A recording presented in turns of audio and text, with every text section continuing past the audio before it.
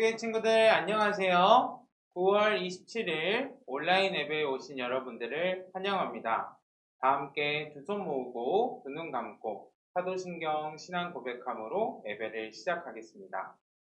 전능하사 천지를 만드신 하나님 아버지를 내가 믿사오며 그 외아들 우리 주 예수 그리스도를 믿사오니 이는 성령으로 잉태하사 동정녀 마리아에게 나시고 본디오 빌라도에게 고난을 받으사 십자가에 못 박혀 죽으시고 장사한 지 사흘 만에 죽은 자 가운데서 다시 살아나시며 하늘에 오르사 전능하신 하나님 우편에 앉아 계시다가 저리로서 산자와 죽은 자를 심판하러 오시리라.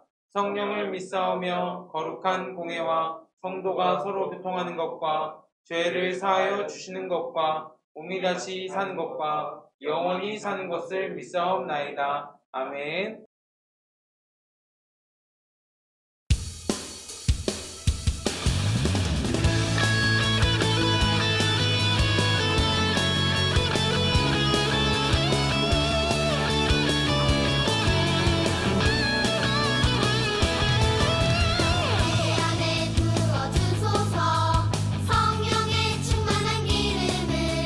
내 안에 충만케 하소서. 성령의 기름을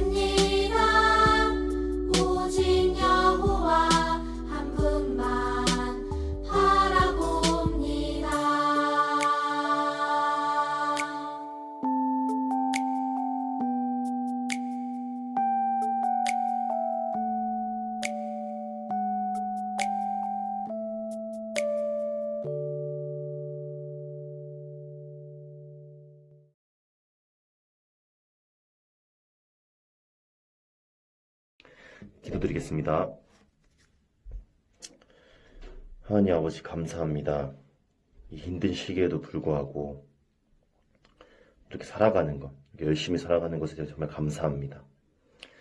이렇게 좋은 날씨를 주시고 내 옆에 친구 또는 가족, 내가 사랑하는 사람과 함께 있으며 같이 걷고 뛰고 이 모든 것들이 정말 감사드립니다. 하나님 아버지, 요즘 제가 이 삶에 감사하지 못하고 있는 것 같습니다. 또한 많은 사람들이 이렇게 온 이 선물인 이 삶에 감사하지 못하는 것 같습니다. 하나님 아버지, 먼저 모든 것에 감사할 수 있도록 우리가 살아있는 것에 이렇게 예배드리는 것, 기도드리는 것에 감사할 수 있도록 도와주시옵소서. 하나님 아버지, 용서해 주시옵소서.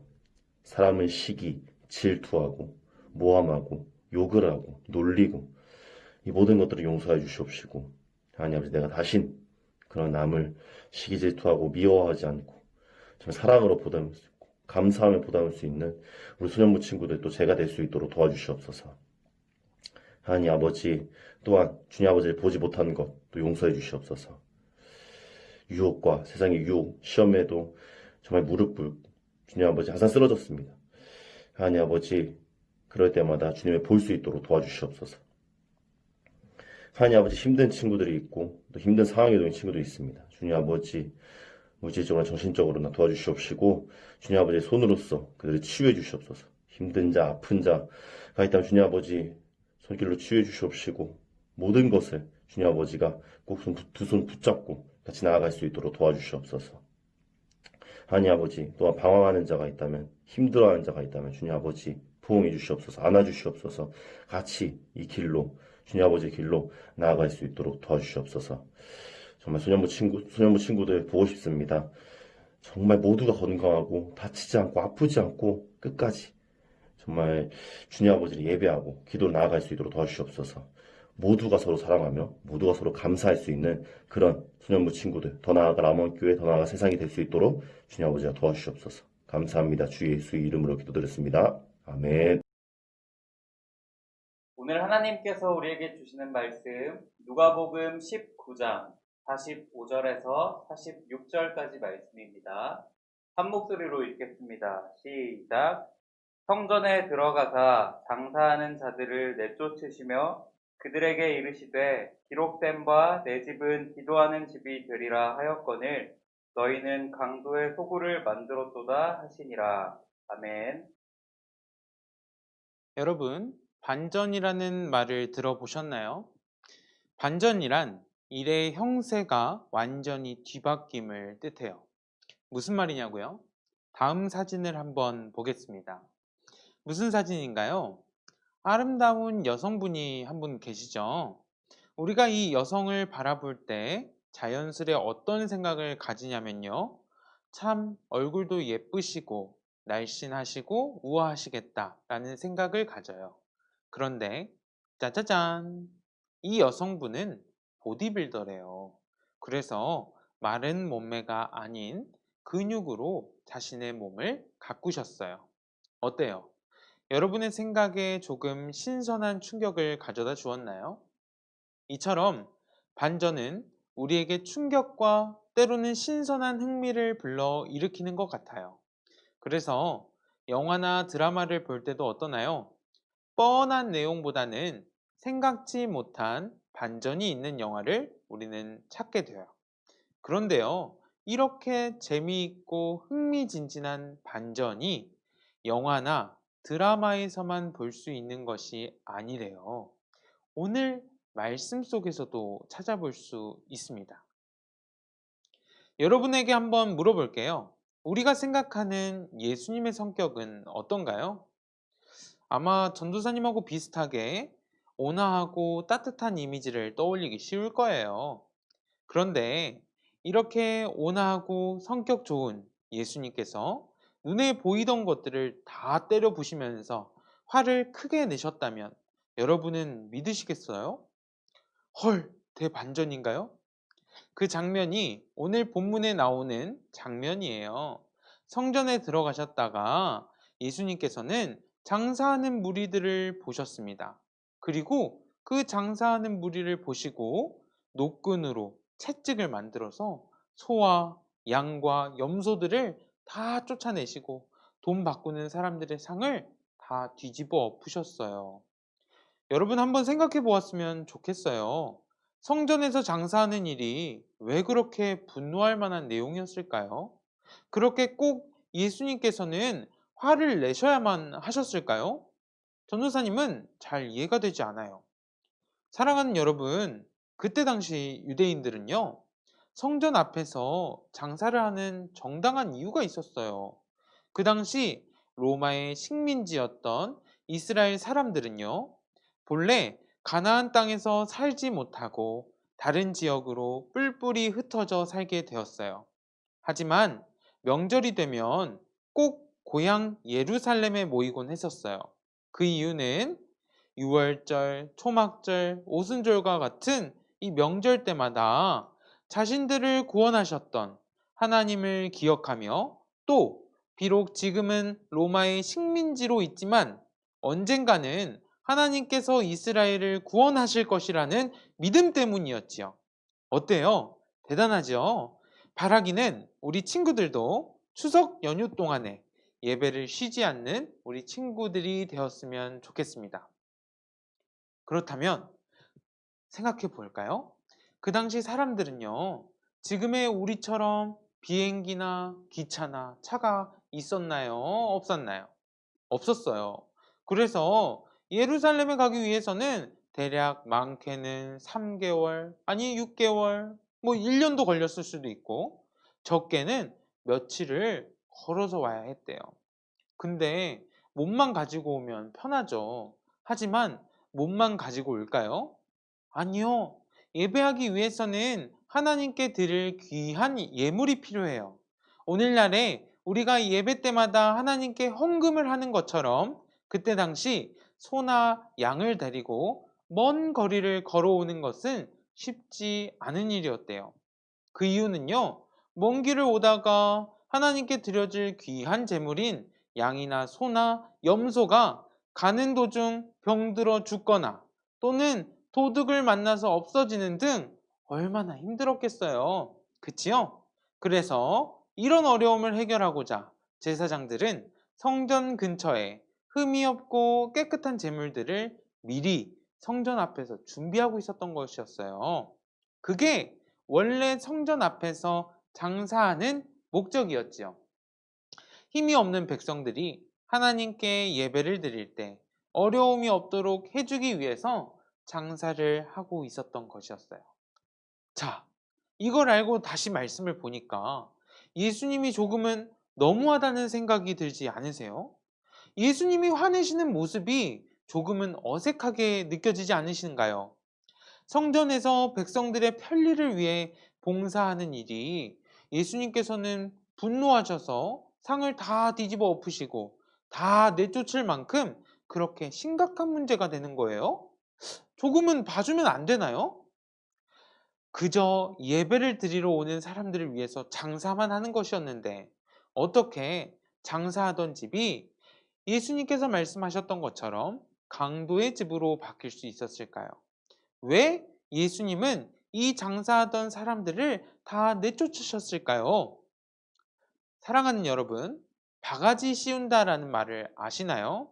정말 터무니없는 가격으로 원래 가격이 아닌데 그 가격을 뻥튀기기 해서 되파는 거예요. 알고 보니 이 장사하는 사람들은 멀리서 온 사람들과 흥정해서 재물을 비싸게 팔고 이익을 남겼어요. 또 한쪽에서는 돈을 바꿔주는 것도 있었어요. 왜냐하면 외국 돈을 가진 사람들은 재물을 살 수 없었기 때문이었어요. 그래서 재물을 살 수 있는 돈과 바꾸어 그렇게 이익을 남겼어요. 그렇다면 이때 성전의 모습은 어떠했었을까요?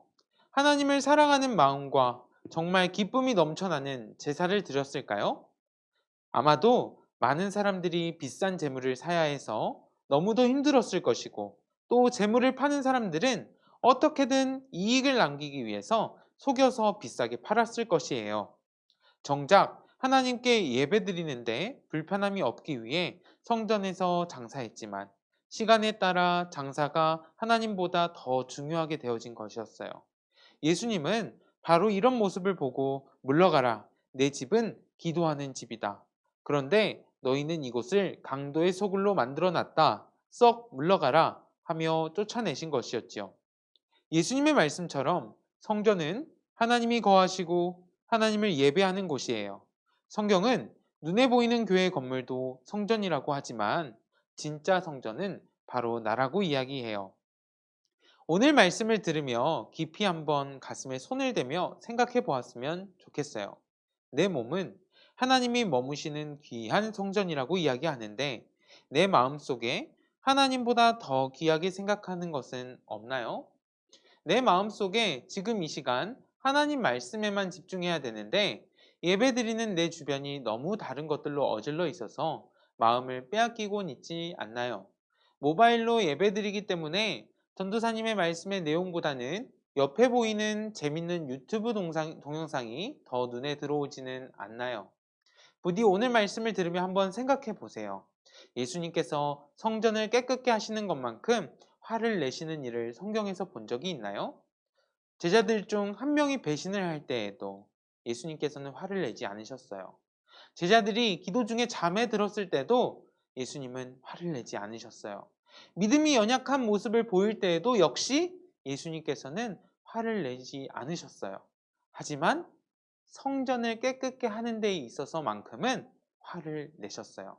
그만큼 예배는 우리에게 있어서 가장 중요한 것이고 또 성전은 하나님이 머무시는 곳이었기 때문이었죠. 그리고 그 예배의 성전은 바로 나라고 가르치시는 거예요. 이 말씀을 큰 소리로 읽고 마치겠습니다. 시작! 나는 하나님의 거룩한 성전이에요. 이처럼 우리는 하나님의 성전이에요. 하나님의 성전인 내가 오늘 말씀을 듣고 해야 되는 일에는 어떤 것들이 있을까요? 그것은 바로 예수님처럼 성전을 돌아보고 깨끗하게 치우는 일일 것이에요. 하나님보다 더 중요하게 생각하는 것들이 있다면 그것을 예수님처럼 깨끗하게 치울 수 있는 우리 라몬교회 유초소 친구들이 되시기를 소망합니다. 들은 말씀 기억하며 기도할까요? 하나님 감사합니다. 오늘 우리가 하나님의 귀한 성전임을 알게 해주셔서 감사합니다. 한 주 동안 우리 친구들이 하나님이 거하시는 내 몸과 마음을 지키며 살아갈 수 있도록 도와주세요. 그래서 하나님이 기뻐하시고 또 뜻하시는 뜻이 무엇인지를 매일 고민하고 매주 생각하는 하나님의 사람으로 세워질 수 있도록 하나님 도와주세요.